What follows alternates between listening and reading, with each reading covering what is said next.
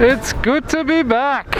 I'm going camping. Right, so I have to get through all this traffic here, and then hopefully in a few hours I'll be at a campsite, and I'll tell you a little bit about it later. But for now I just gotta get through traffic and gotta get going because it's around 4 o'clock now. And apparently I've got 3.5 hours to go. I'm hoping I'm saving a little bit of time by filtering through the traffic, but we'll have to wait and see. So I'll check in with you guys a little bit later. That's why I can concentrate on all this madness. I'll see you in a bit. Yeah.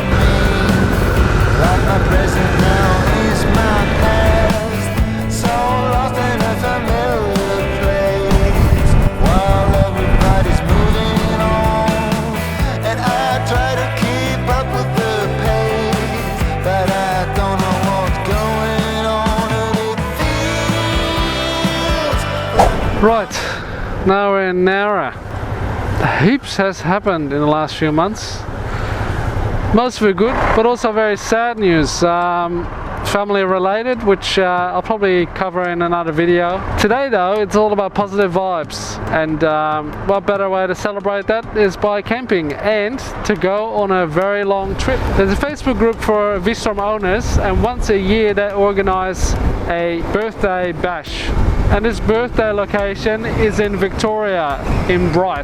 Brou is about 600 km from here, so I'm going to do a little detour. It's even going to be a little bit longer than that. So I've got the Friday off, and I realised maybe I should go on the Thursday afternoon.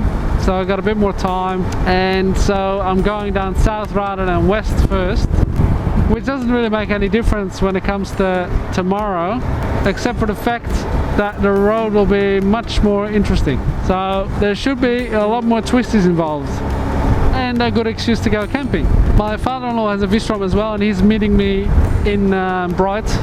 He's coming from Canberra, so we'll be seeing each other in Brou. Now he actually hired a little unit to stay in and offered for me to stay there as well. So this time I'm not camping, but because I'm going one day earlier, I am gonna go camping here. But I've got a lot of road to cover, so I'll talk to you in a little bit.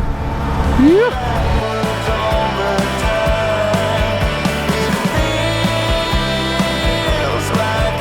Beautiful. It's 30 degrees. It's still really warm.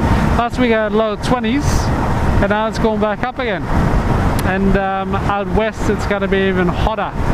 So it'll be interesting to see what everyone has brought, what kind of gear, if everyone had their summer gear or also winter gear. It's great to be back on the bike. I'm definitely not used to it though. My wrist is a bit sore already, but I do have a cramp buster on, so that does help a little bit. But it's definitely been a while. Last big trip I've done was in Holland, so I'm very, very happy to be back on my bike. It's such a good time to be on the bike, such a good zen for me. It really is my way of therapy.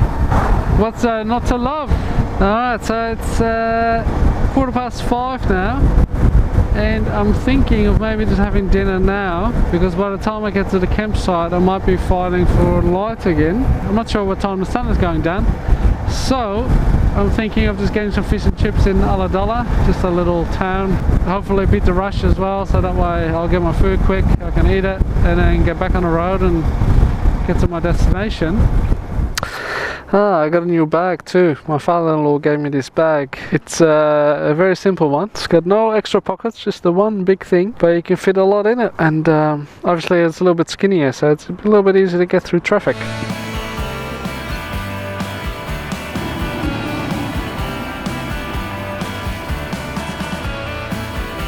How do you carry extra stuff when you're already fully packed? I think one of the ways is just pop it in your jacket. So that was a good one. Ooh, this is keeping me very warm. Gloves. Reckon I'll hang out here for a minute. There's a nice spot just here to sit, but down the road is just the water just in behind us. So, do I go for the view or do I go for cars?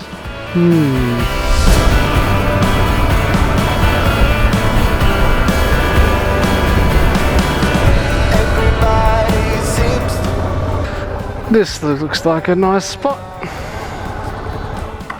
The gloves survived, my drink survived. And my food is still there too. Bon appetit.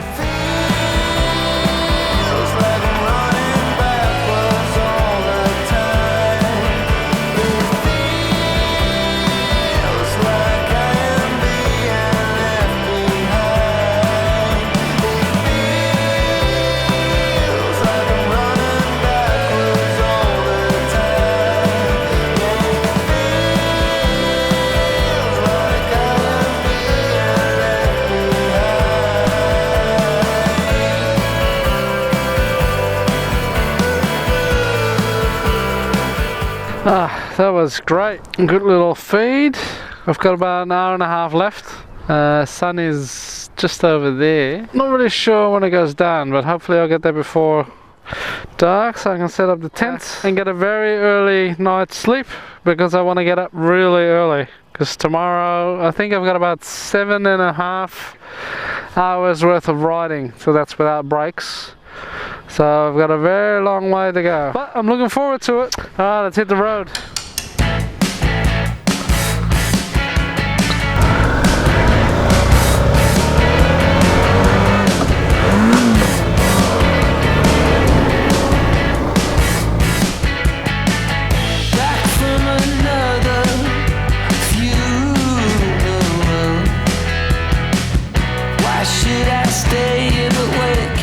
Question for you. There's a guy in front of me with a caravan and have extra external mirrors, so you can't really see what's going on behind him. You reckon that's safe? And he's towing a caravan at 120 k's an hour. Do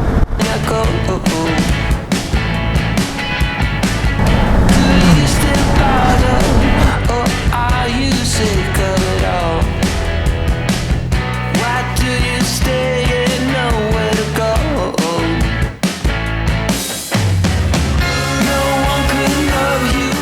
I have missed roads like this. Oh man, this is good.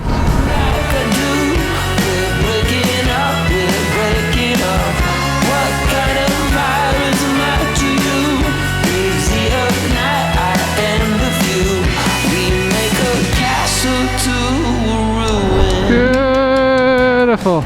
Such a nice day.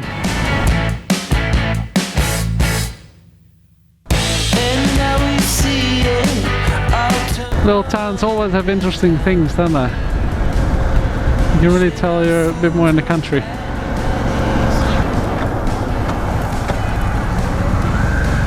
Here we are. 10 minutes to go. I'm actually starting to get a little bit worried about the light, because that's when the wildlife comes out. The last thing I want is having a kangaroo jump out in front of me. I think it's all worked out quite well. I do believe there's a bit of dirt coming up, and if you've watched any of my videos before, you know I love dirt. So we'll see how we go, eh? I have to do something about my back brake too, because I can't really use it very well. So when I had my fall,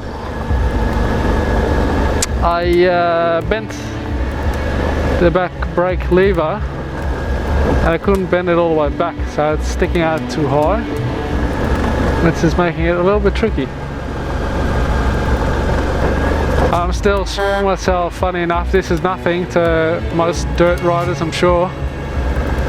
I'm still worried, and that's probably my downfall.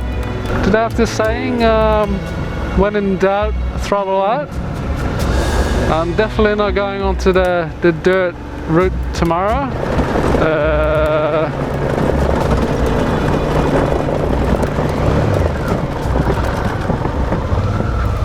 That's some ridiculous corrugation there.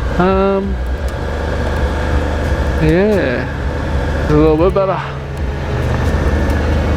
Yeah, last time I fell, it was because of sand, and the sand was on the outside. So now I'm like, oh, I should probably stay in the middle. But there's corrugation here, so you live and learn, I guess. I'm just gonna take this bloody thing down because I can't see.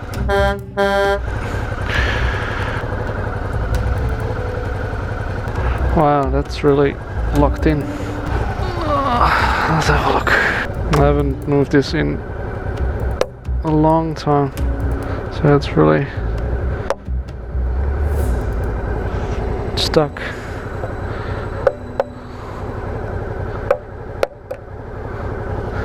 I hope I didn't snap anything there.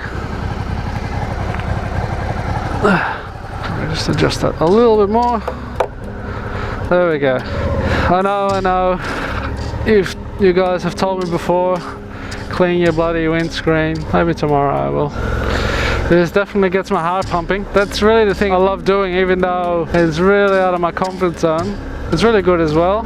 There's this YouTube channel I every now and then watch. It's called Yes Theory, and these guys, they're all about seeking discomfort, and they do it to the extreme. But it's still very interesting to watch. They do some crazy stuff, and even though they might never think they would do it, they end up doing it and they end up loving it. It's sort of like what I'm doing now. Even though I'm shitting myself, this area is a little bit better, that's why I can talk a little bit more. Even though I'm shitting myself, I really enjoy taking on the challenge, but I'd like to get some more protection for the bike, so that if I do drop the bike, I'm not too worried about dropping it, whereas now I'm worried that I'll break things, so that is something to look for in the future. I have ordered actually some parts, so I might actually show you guys how I go through the process of putting them on. I was hoping to get the parts on before this trip, because there's going to be a dirt ride and a road ride, and I thought, oh, maybe I could join the dirt guys. I think it's a very good idea that I didn't, because otherwise I probably wouldn't be able to keep up and, you know, slow everyone else down. So possibly next year, if I enjoy it this time, and I,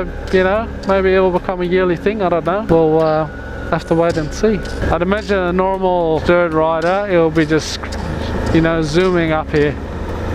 I'm going what, 25, 20? And for those that actually ride a v-strom, what do you guys do about ABS? Do you actually turn it off? And if you do you pull out a fuse, or did you end up getting a switch for it so I can actually turn it on and off? I think the thing is with dirt rides, like even just this one, is that, you know, it takes you to places that normally otherwise you wouldn't go to. Not just that, like the scenery obviously is very different too. I think I can see the lake. You guys might be able to see it on my phone. Too busy looking at the road. I think we're almost there. See, that's not too bad. This is something I can handle.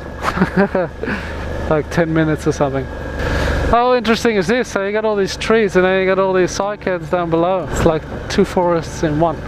Oh wow, now this is a nice view. I wonder how many people are here today. Which way are we going? We're going right. Do we need to take a quick snapshot? Are you kidding me? Am I the only one here? Holy moly, look at that view. That is incredible. Surely I'm not the only one here. See, sometimes it's nice to be alone, but other times it's like, do you want to be all on your own? Oh, the lake looks very inviting too. Wonder if I should go for a swim tomorrow. I'm still on Instagram. I haven't been very active on Instagram, but I do try and put a photo up every now and then. What a sight. I'm guessing I don't have reception here. Oh, a little bit.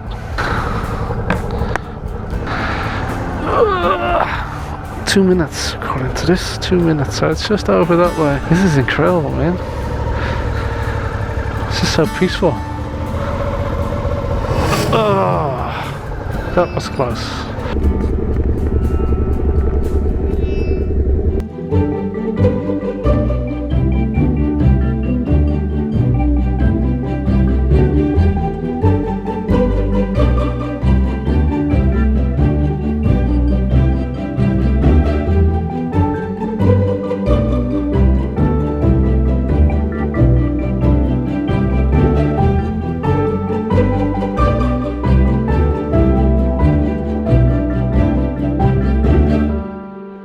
First kangaroo.